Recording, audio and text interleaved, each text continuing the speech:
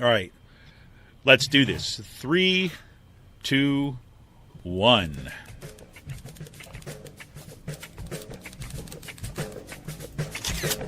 Here we go.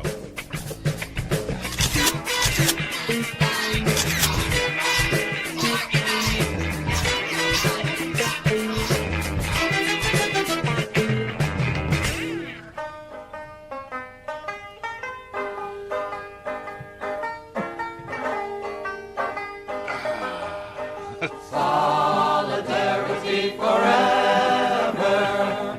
Solidarity forever. Solidarity forever. For the union makes us strong.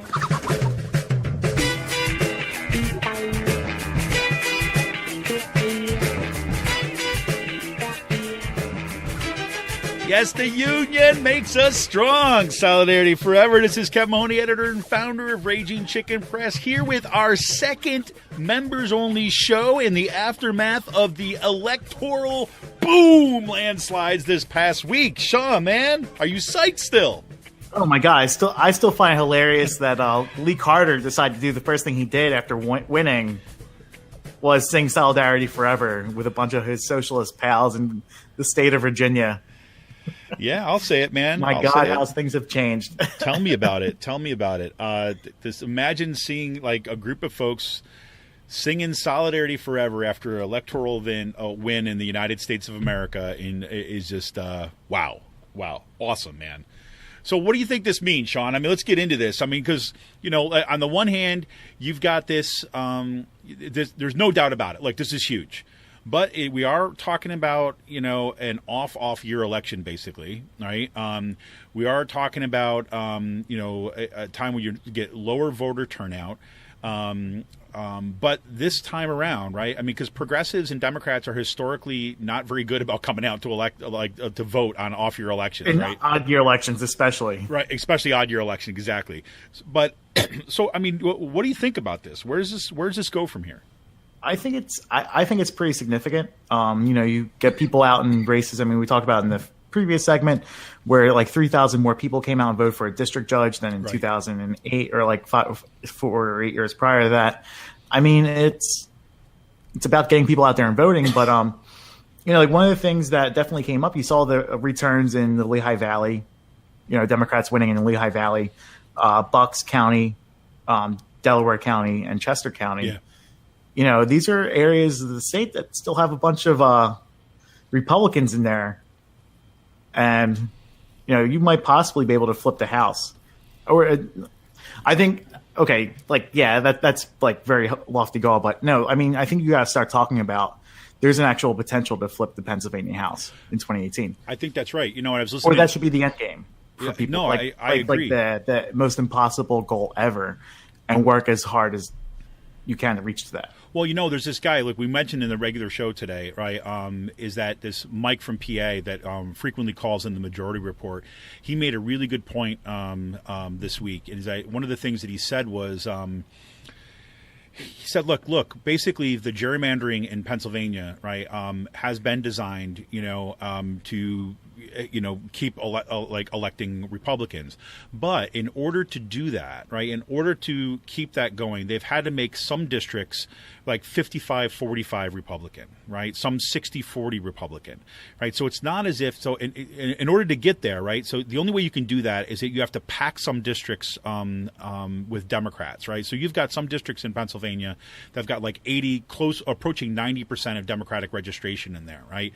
So you pack the Democrats into one district, so therefore you free up more Republicans to distribute out, and then you break up the other Democrats and then kind of distribute them into Republican districts, right? So you basically, that 55-45 or even 60-40 for that matter, Republicans felt pretty good about that. But given what we just saw in this kind of election and the fact that 2018 is not a presidential election, right? It's certainly a huge election for the Senate, a huge election for our state for the governor's race. That actually might bode well for kind of momentum-driven campaigns. But midterms are always better for the opposing party, the party not in power, right? But so it's going to you take that math. But that party not in power. Yes, that is true, right? It's always but what we see here, again, the question is that in the face of gerrymandering, right? Is it going to be enough to get forward? And I think that we can't rely just upon those kind of like quote unquote like laws of campaigning, but also need this kind of momentum that we saw at the polls this time around. Yeah, you're gonna need that momentum. But, I mean, you also look at where did all those changes come? In the Virginia suburbs, like an extension outward of the suburbs. Where did a lot of the changes come, in the Pennsylvania area, especially the Republicans in the suburbs of, Chester and Delaware counties? Went towards Democrats, Lehigh Valley suburbs of Allentown, and Reading went vote for Democrats. And the type of thing is like, okay, you're changing the party locally now at that point, right? Mm-hmm. Who's to say that something like this, where Democrats, like the state or the party expects to pick up 5, when they could be pushed into at least 20 competitive races, 25 competitive races against Republicans in the eastern part of the state? Yeah, I mean, I think it can happen. I mean, like DiGirolamo, he's been in there forever. But if you're looking to like just start like picking up victories as Democrats and look to take over a majority, you're going to take out the labor-friendly Republicans, and it's. Well, look, especially we've got like Charlie Dent basically is bowing out, right? So he's not running again, and so there you have one of these kind of real opportunities. It's because let's face it, right? The practical politics. Well, that's in the congressional. That's for the Congress. Yeah, I know. I'm jumping around for the House here and things like that. But I think, but again, I think that's important in a sense. What brings what brings people to the polls. Yeah, I mean, Costello's he's going to be bringing a lot of people out in the, that part of the state, the Lehigh Valley, out to the polls, especially for the way he's been treating voters, by calling them the alt left. Yep. By disrespecting his constituents, by claiming that they're paid voters or something, they're paid protesters and stuff like that. I mean, he's closed his office down thinking that these people are out to kill him, literally kill him. This is and he's going to be running against someone now. He's going to be running against a progressive. There's a couple progressives lining up to run. Against him in the Congress for U.S. Congress.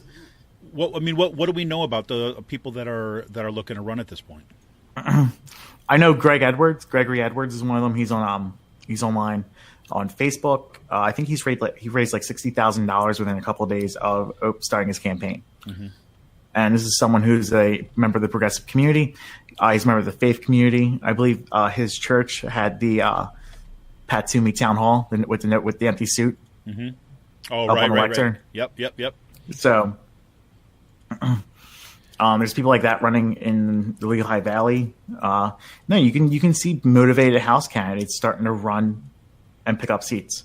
Well, and I think that what we've seen, the kind of momentum coming out of this election this past Tuesday, I think is going to carry over. And like I mentioned in out the Coup today, was that I think mm-hmm. you're going to see activists get inspired to run for the House for the first time. That's exactly what I mean. Yeah, in these areas. Exactly, and I think that when they're seeing that it's not just a wasted run, right? I mean, I think that's part of what it means. I remember, Sean, if you remember way back when really it was when we had just started Raging Chicken Press, and we had that interview with Noam Chomsky, right? You remember that? Right? It was yes. I still can't freaking believe we got Noam Chomsky when we were like, less than 6 months old. It's like 4 months or 5 months after starting. Exactly. So we sat down and we had an interview with Noam Chomsky. And, one of the things that he always said is like, look, sometimes like these movements start with, getting a stop sign or a stoplight, right, at a dangerous intersection. And he said that people need to win. Right, people need to see that the efforts of the work are, you can accomplish things, and then that is what builds on it. And that's exactly what I see happening right now. Is that people see that we can win, and now they're kind of saying, "Hey, maybe I can win too. I could do that." It's impressive. Yeah, and I mean, looking at the numbers of this, I'll throw some names out there. Seats you could pick up: Martina White. I think she should be on everyone's radar, especially Democratic activists, to try to take her seat back out of Philadelphia. Quigley, who's just a rank and file Philadelphia Republican suburbs. Simmons, who's running the Lehigh Valley for Charlie Dent's seat. McKenzie, who's running for Dent's seat. You have Mert out in Horsham, older Republican, just out there. You have Todd Stevens, former district attorney, worked, I guess, like Montgomery County District Attorney's Office. He was a prosecutor. He's, in Horsham. I mean, there's seats that you could win.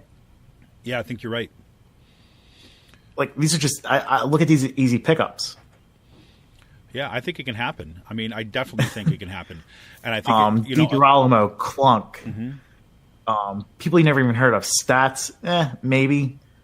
Like, because he's out in, like, Quakertown. He's in Quakertown area, yeah. He's the thing is about Stats, here's what I think about that. I think that I don't think it's ready for it yet, right? But I think what should happen, like, if you get a real progressive running against Stats, right, I would think, and this is my district, right? So I think it would be a real reach that if they won. I don't, who knows, that might work, because especially if you look at some of the changing demographics around the Quakertown area, because, like, on the one hand, you've got kind of Quakertown, Percy, you've got, the Penridge School District, the Quakertown School District, you've got Sellersville, all kind of like in this area, Souderton.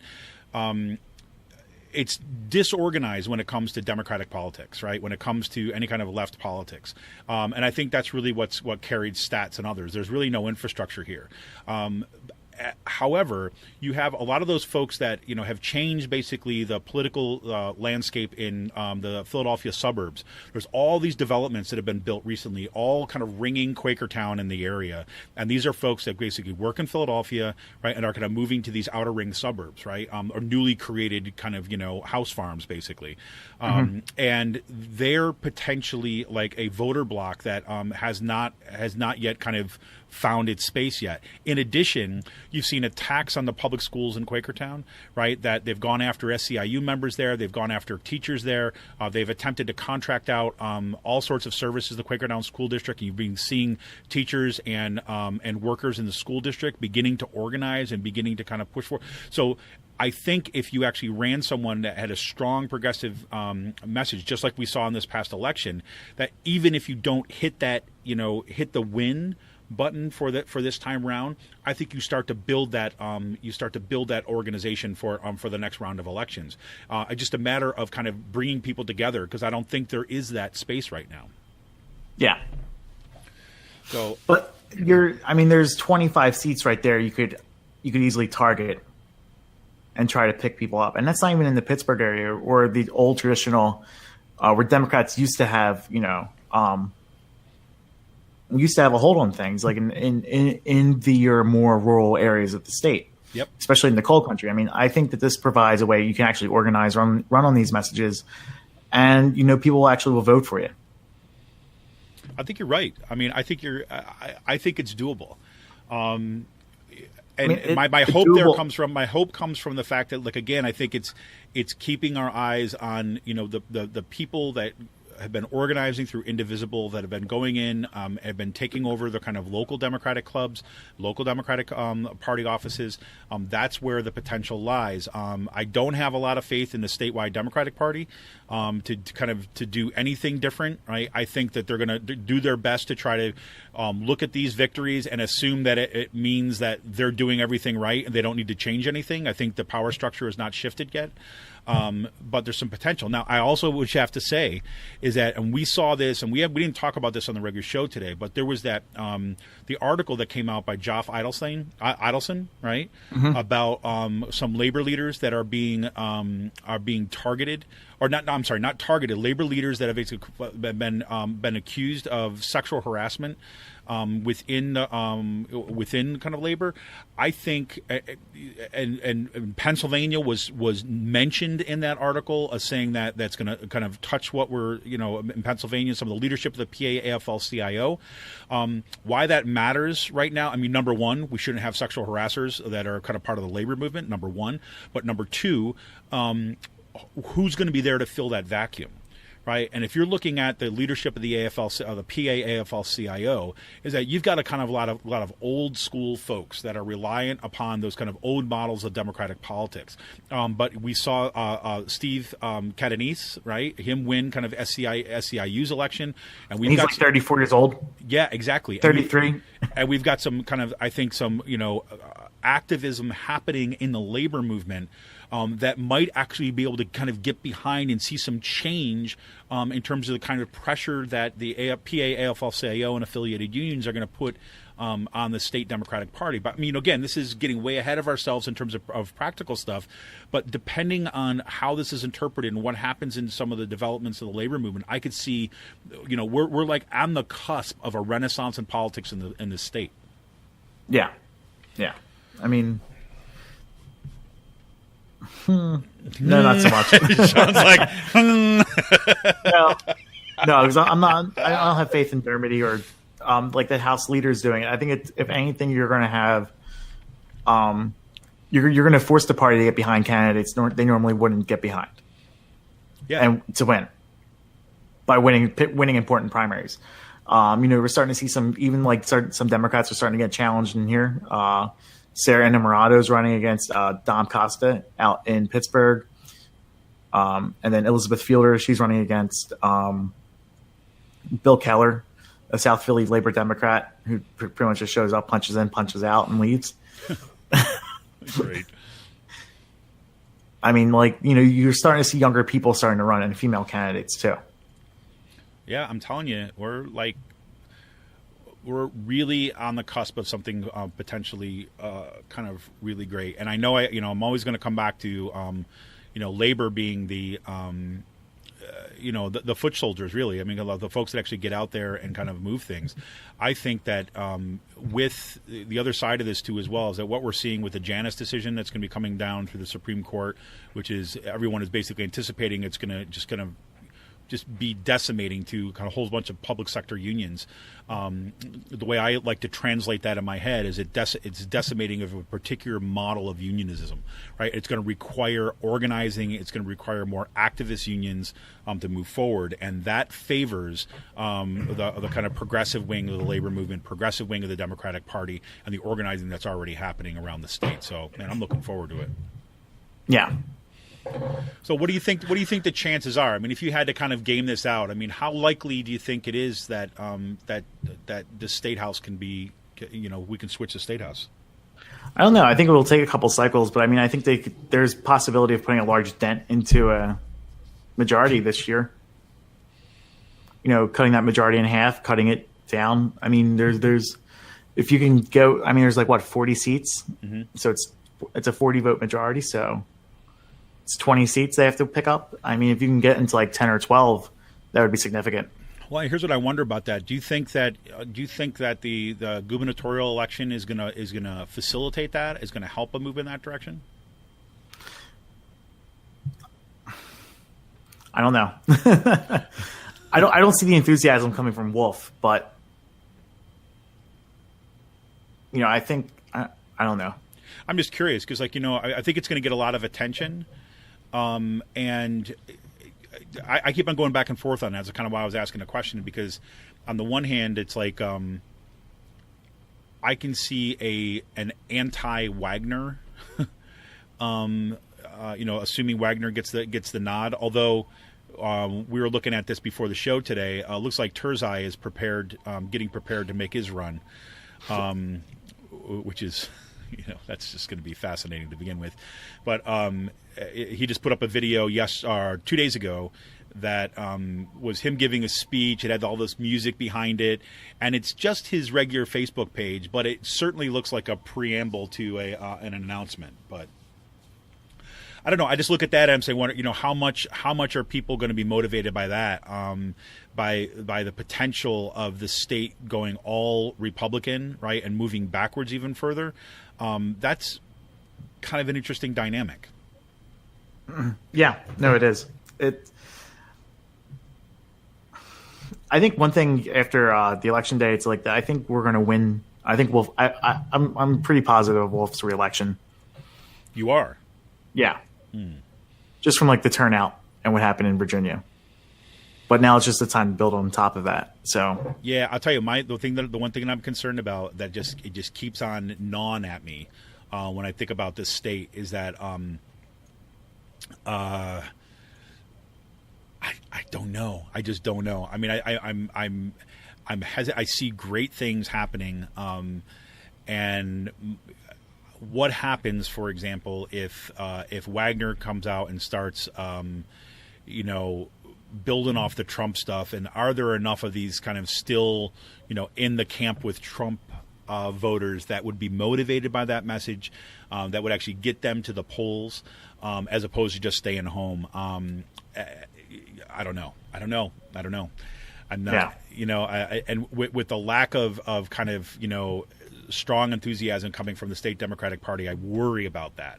Yet that's counterbalanced by the kind of amazing victories that we just saw. So I don't know. I'm not sure where there's an opportunity. There's an opportunity if we keep the organizing up and moving on. So yeah. Crazy, man. Sean, you look like you're getting tired, man. It's been a little too much for you today. No, I'm good. I'm a little tired. You're a little tired. I think Sean's coming down from his early morning vape. Coffee. Like coffee. Oh man. So what else you want to say, man? Anything else for our members out there today? Keep up the good work. Yeah, no, I mean, just like this election happened because of a lot of people, the work people put in. I mean, absolutely. Local elections, think people are starting to realize local elections matter. Yeah, I think that's right. And this is also the message to everybody out there is like, look, if you know of candidates, of people that are thinking about running, you got suggestions for who we should be covering, what races we should be covering, let us know, because that's really important, right? We get stuff from our members. Our tip line has been going crazy lately, which has been awesome. Right, so we have a tip line if you go to ragingchickenpress.org, and if you just want to kind of leave a message there with tips with any kind of information, it doesn't have to be like groundbreaking confidential documents tips, right? Just if you're saying, hey, look, there's this woman running like up in Scranton that has got a really progressive agenda, she might be worth taking a look at, or if there's a cool labor election that's happening in this part of the state, or kind of like in New Jersey or something like this, let us know about those things. That's very, very helpful for the show. And it actually helps, helps us think about where we can kind of direct some of our resources. And I think that, as we've brought on, some student fellows, that we're having some new writers that are coming on. If we have tips that are coming in from our members, right, from our listeners and our contributors, our listeners and our members in particular, that you kind of direct us, and like we can start kind of passing that off to some of our writers, so we can start covering some of these things now. So I really do think it's important that we start building that groundwork, at least here at Raging Chicken, building that stuff now, so that we're going to be in place as we kind of shift into the 2018 election cycle. Yeah, and I really feel like we can have a big impact here in Pennsylvania with the upcoming elections. Yeah, absolutely. So let's keep it. So, folks, happy post-election. Can't believe I can say that today. But, we're going to keep at it. And I want to thank you all again for your support. And let your friends know, the best way that we can kind of build our membership and kind of make Raging Chicken, or keep Raging Chicken sustainable, and expand what we're going to do. Remember, because thanks to you all, we're actually at a place now where we're going to, starting this month, starting November, we are going to be paying our writers more, right? So we still have, we have a $50 a month stipend in exchange for one article per month. That's kind of like what we've been able to do so far. Now we're basically say for each additional article up to additional $25. So I mean, that's again, it's not where we want to be. I'd love to get to the point where we're going to actually pay sustainable wages here, but at least we're moving in that direction thanks to you, and thanks for your support. Man, I tell you, I'm thankful every day for the members of Raging Chicken. So all right, man. So, Sean, you got anything else planned for the day? Anything else good for the weekend? No. I just got a couple of open records requests back. Oh, nice. Both got denied. Oh, both got denied? Yeah, one was because of a time issue. 30 days is the time the state universities keep their footage. Okay. And then the other one I think is denied for security reasons. Interesting. So it was and these are for additional for footage about the white nationalist stuff. And this is at Rutgers. The Rutgers one got denied for. Yeah. Well, cool. Well, hey, we'll keep it going. Fun. All right. Well, this is Kevin Mahoney, editor and founder of Raging Chicken Press. Want to thank you all once again. Thank you to all our members for tuning into this special members-only show. We're going to keep at it. Hopefully, we're going to have some cool stuff for next week. In the meantime, folks, keep up the fight. We'll be back with more of the fight, Pages of Raging Chicken, and next week right here on Out to Coup. Talk to y'all. See ya!